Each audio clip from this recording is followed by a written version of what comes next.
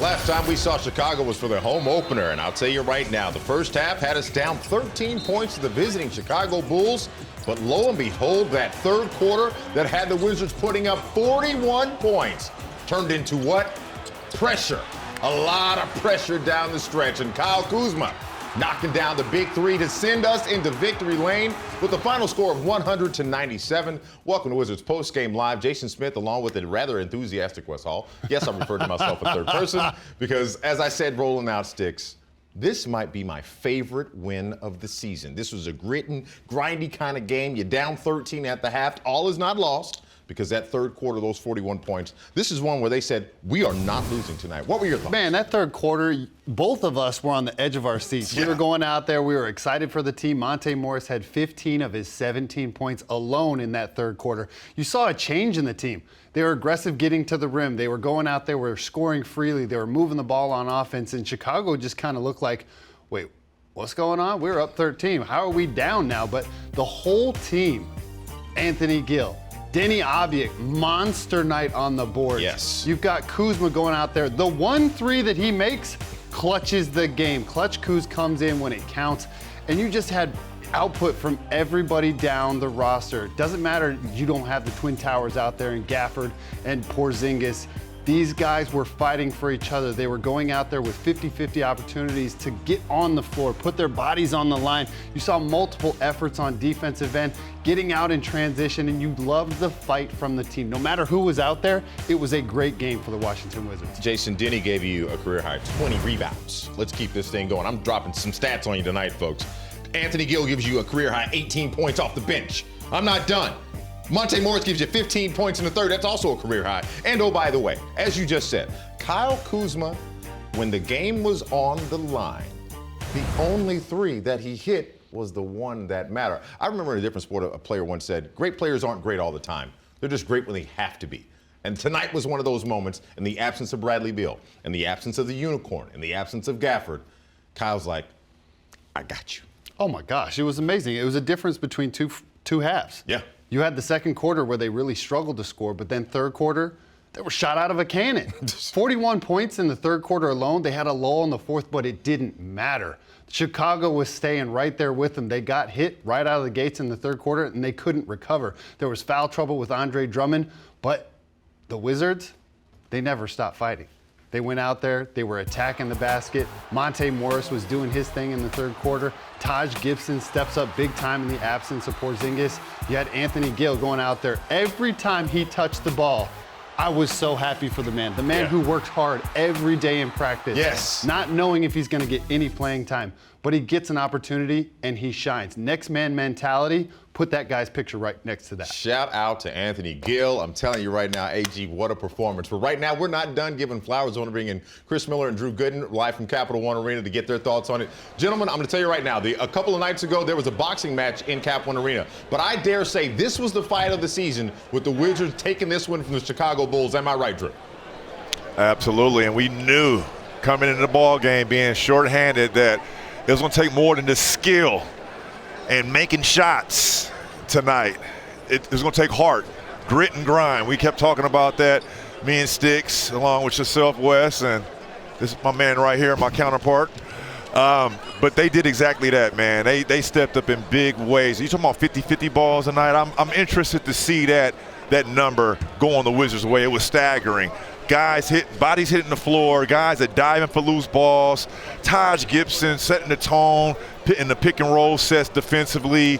Anthony Gill being in the right place at the right time, almost every possession on both sides of the ball. I mean, collective effort. What about DeLon Wright and Jordan Goodwin? Two of those guys being bandits, being crime stoppers, getting steals, getting out on the break. I mean, the course of the game totally changed in that third quarter, and they closed out in that fourth. I know some Wizards players are actually in the training room and they watch the post-game show. So I want you to listen carefully, guys. I want to tip my hat to you guys for grinding this one out tonight. And I said it in the pregame show. We saw OKC do the same thing to them on Friday, and you guys responded tonight. Big time congrats to Anthony Gill, who's always ready. Taj Gibson was ready. But I want to say something to Kyle Kuzma. Kyle was extremely frustrated fouling out of the game Monday. He left. came back on the bench. This is how you respond after having a bad game. He dove on the ball for loose balls. He got scratched. Forget the game-winning shot. Everything else that he did tonight shows me that frustration, instead of letting it linger, he took it out on the Bulls tonight, and he does clutch Kuz moments down the stretch, and we'll talk about that and give him his flowers. But everything else that he did tonight, he took that frustration from Monday and he carried it over into a positive manner to help Washington win tonight. Definitely kept his composure, CM. You talk about the last couple games not getting the calls he deserved. A lot of frustration. You saw him exit the arena after fouling out last game against the Pelicans. But tonight he responded. Was not getting the same calls in the game that he fouled out in. He responded in a major way, keeping his composure, and this is how you do it. And when big-time players perform in big-time moments and they make big-time shots, and Kyle Kuzma did just that tonight. Chris, with the dynamic of the guys that are missing, did the Wizards learn a lesson tonight in a new way for them to win? Because we talked about a diminished roster, but you talk about that moxie, that fight, that grit, that grind, that falling all over the court. Is this now the new standard for them as far as a load? They can't go any lower than that. Well, I just look at what tonight was, and I'm just going to use that as just kind of like the benchmark moving forward. There's just no excuses. Anytime that you need to grit and grind win, you go back and look and see what you did against the Chicago Bulls. Denny Avdia, I just got this note. He's 22 years old. He's the second youngest in franchise history to grab 20 rebounds since the NBA-ABA merger. The last guy to do that was Chris Webber, November 26, 1994, against the Lakers. C-Webb was 21 at the time. He wrote all that down, too. I have to, guys. I told you I'm getting old. I had that birthday. I can't remember like I used to. This is what I'm saying, though, about grit and grind. It doesn't have to be a sexy win and, the Wizards scored first to 120.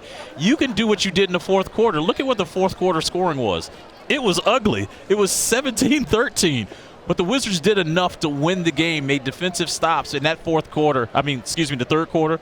It was 41-21. So you can outscore a team, and then you can make defensive stops in the third quarter to win the ball game. So kudos to this team for a grit and grind win. You know what? I want to add some more flowers to that. As a matter of fact, here coming up in a minute, we're going to be joined by Anthony Gill coming up here in Postgame Live. But Jason Smith, as Drew actually said, I know he had 18 points off the bench.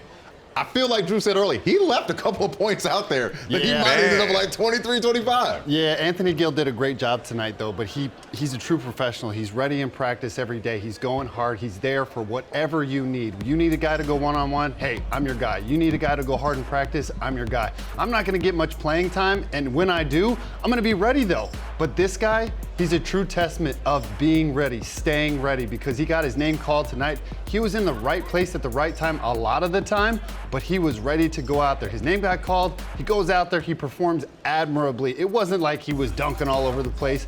He was flashing. He was slashing. He was getting and ones. He was finishing strong at the basket. But I think overall, this is how you want to play. You're under man.